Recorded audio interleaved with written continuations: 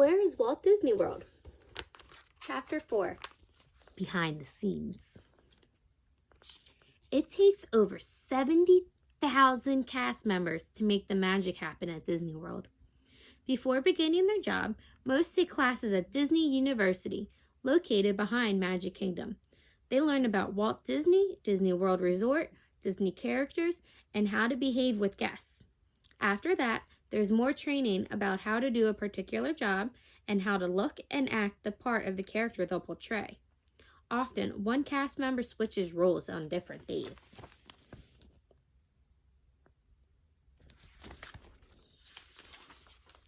Here's a little about unofficial and official Disney lingo. Adventure is a ride. Attraction is a ride or a show. Backstage is any part of Disney World that guests cannot see. A cast member is a Disney World employee, CM for short. Character, costume employee acting as a Disney character. Face character, characters like Cinderella and Snow White whose costumes don't cover their heads. Fast Pass Plus, timed reservation system that can shorten wait times at attractions. Flume, water sheet ride. Good show, when a cast member behaves in a friendly, kind manner toward guests or performs a job or character well when in view of guests. Guest, a visitor. Imagineers, Disney employees who come up with creative and technical ideas. Lost parent, since kids might get scared if referred to as lost, the parents are referred to as lost instead. Magic band, a colorful wristband used as an admission ticket and more. On stage, any part of Disney World that guests can see. Queue, line of people waiting to enter an attraction. Rope drop, nickname for the time Disney World officially opens each morning because guests sometimes stand behind an actual rope until Disney employees move it aside for them to pass. And utilitors, nickname for employees only underground tunnels, also called utilities corridors. Now back to our chapter. Disney employees are called cast members for a reason. Walt wanted them to think of themselves as actors in a big show called Disney World. Anytime they are among park guests, even if they are not on a real stage, they are considered to be acting out a role. Even small things are important. Giving directions to a guest by pointing the way with a finger might be considered bad show. Gesturing the way with a friendly open hand is called good show. Cast members are expected to be cheerful and polite, which is, of course, good show. Have you ever wondered how Disney characters seem to magically appear in their correct lands? Or why you don't ever see them where they don't belong? Well, one time at Disneyland, Walt caught sight of a cowboy cast member walking through Tomorrowland on the way over to Frontierland. It felt so out of place to Walt. It spoiled the magic feeling he wanted for guests.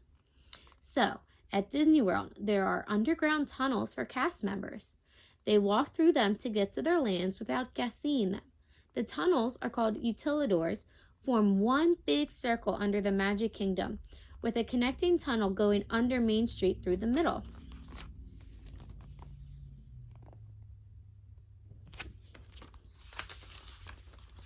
If you are a cast member, you'd likely park in a lot about a mile away and take a bus to the tunnel entrance. Your first stop inside the tunnel might be the Mouseketeria for a snack. Across the hall is the wardrobe department. You tell them your size and where you'll be working that day. After you're given a costume, you change and store your belongings in locker rooms. Mickey Mouse has about 136 outfits, including a tuxedo and a scuba suit. Minnie Mouse has more than 100, including a safari suit. All the characters' costumes amount to a lot of clothes that need to be washed. Luckily, Disney World has its own laundries on site. It is a 10-minute walk from one end of the park to the other, going through the tunnels. The tunnels are color-coded and have signs saying which section of the park is directly above. To get into the land you want, you take an elevator or stairs up one floor. You exit into the Magic Kingdom through one of 29 unmarked doors. So there's the lockers, and then them in the tunnels.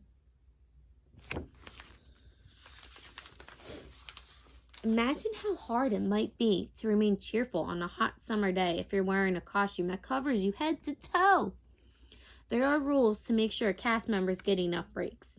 To relax, they might come back downstairs to one of the break rooms. Because of the tunnels, you won't see garbage trucks in the park emptying trash bins. Instead, trash gets sucked from the park down through 20-inch pipes at speeds of up to 60 miles an hour. In the tunnels, you can sometimes hear trash flying by on its way to Central Collection Area. There are also offices, storage areas, kitchens, a hair salon, makeup rooms, plus design and rehearsal spaces. The park's computer system, Disney Animation Control System, is here too. It operates and monitors sound systems, audio-animatronic characters, and attractions. It helps make sure stage curtains open on time and parades are on schedule. Delivery trucks arrive at the tunnels bringing both merchandise and food that eventually gets distributed to the parks. Utility workers drive around on golf carts. The tunnels are a busy place.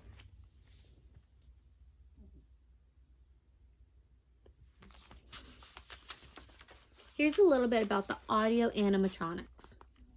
Walt was always asking his team of Imagineers to accomplish tasks that seem impossible. When he found a mechanical singing bird in a store, he showed it to them. They took it apart to see how it worked. Before you knew it, he had them busy building a 9-inch tall dancing man.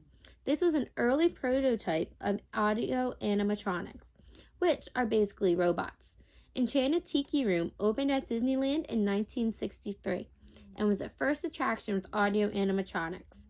Its tropical birds could do simple actions like open and close their beaks.